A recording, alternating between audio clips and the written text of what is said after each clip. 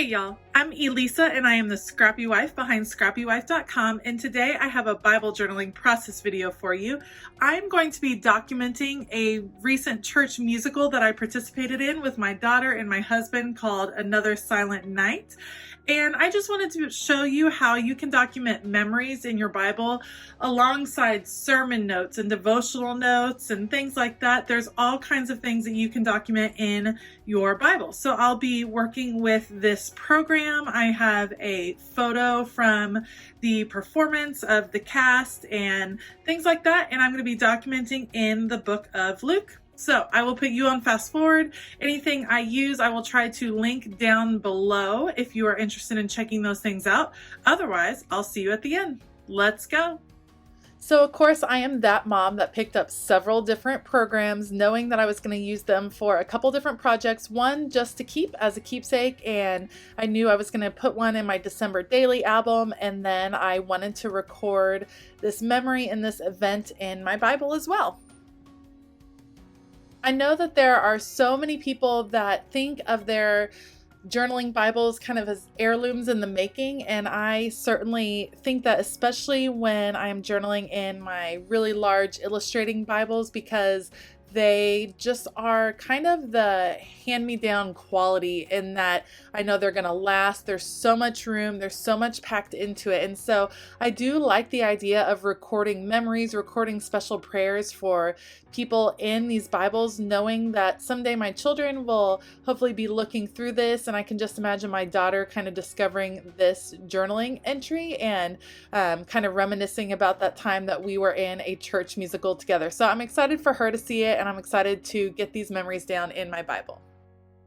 So you can see I cut out some of the images that were in the program along with the synopsis, and I'm starting with this image that has the title Another Silent Night, the musical, along with the mini Christmas tree, and I'm going to mat it on some black cardstock just so that it kind of pops off. I like the vintage feel of the program images, and the black just kind of sets it apart from the rest of the page. So here I'm just sketching out an oval that will be slightly larger than what I cut out.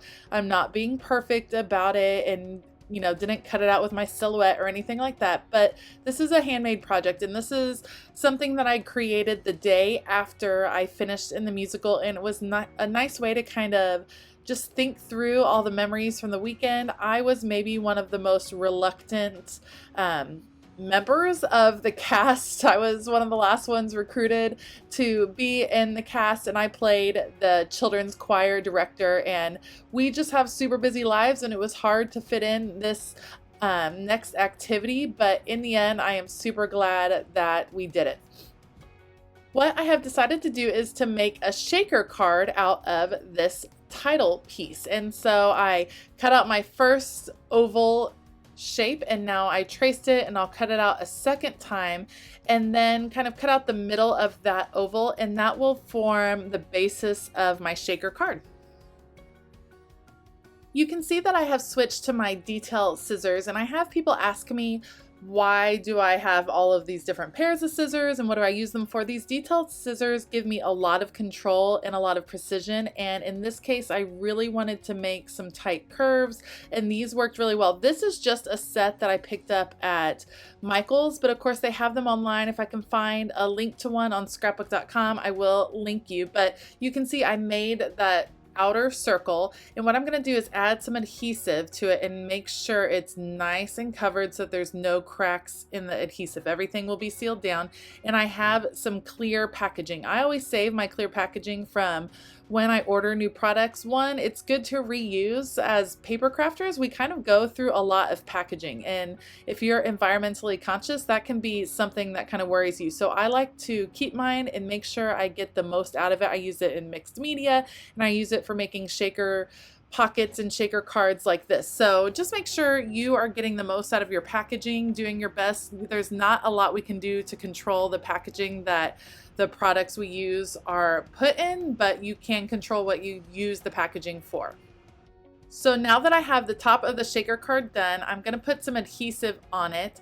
And as I do that, I'm trying to figure out what I'm going to put in the middle of my shaker card. I originally thought I would do some gold glitter, but then I remembered for my December Daily album, I had these snowflake pieces. These are little snowflake confetti. Some of them are white and some of them are silver. So I'm kind of getting them in, making sure that they are in the center of that image so they won't get caught up in the adhesive, and some of them are kind of stuck together, making it a little bit thicker. So I'm laying those out in there. I went ahead and put a lot. I like my shaker cards to be super full, and then I'm matching it up right here, pressing down and really making sure that adhesive is nice and sealed all the way on the edges so that the confetti won't break out.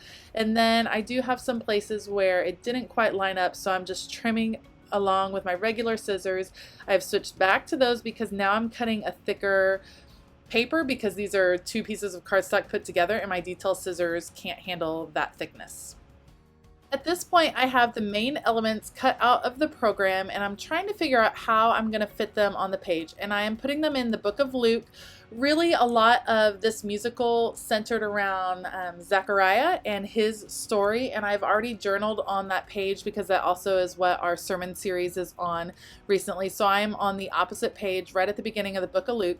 And I decide I really didn't like how the cream of the program was laying against the color of the Bible journaling page. So I've pulled out this piece of cardstock. It's kind of a brown, shiny cardstock. It has a little bit of a shimmer to it. I'm going to create a rough edge by just tearing off the edge, and I'm going to use that as a basis. And my plan actually becomes making this into a very large pocket where I will be able to keep some of the keepsakes like the synopsis and some pictures, and all of that will eventually fit into the pocket that I create.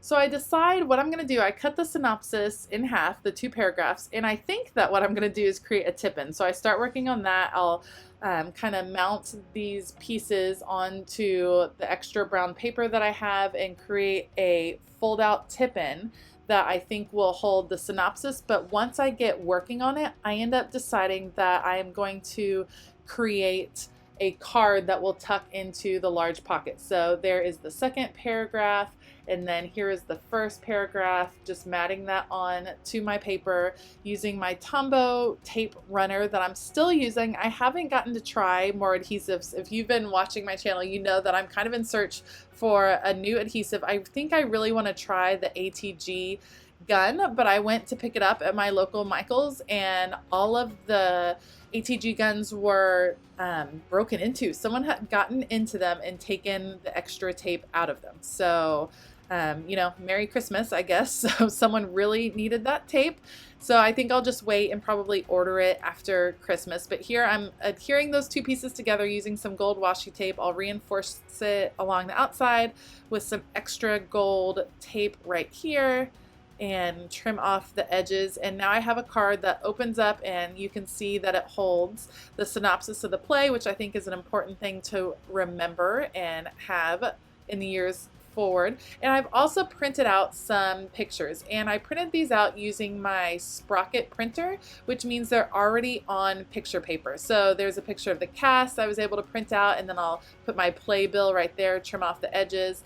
And then in the inside I have some other pictures. My parents came to see my daughter and I in the play, and then kind of a close-up of my daughter and I at one of the dress rehearsals, or actually that is from the first play. And here you can see I'm decided I'm going to tuck it in. So I just use adhesive all around the edges. I will adhere that on, and then it creates a giant pocket, and you can see my playbill fits right in there. And I like that it holds such a large element. So I could have written a lot of journaling on there. I could have added so much, but it really holds those pictures nicely, and it was a way to incorporate several pictures without it completely covering the text in my Bible.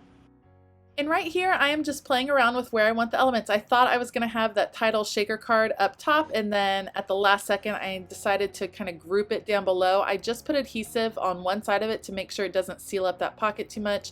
I'm moving the December 2019 right there. And then you can see I have printed out some journaling. I had several things to say, and I just wanted to make sure that it would all fit. So I did type it up on my computer and kind of sized it out for what would fit over in the margin.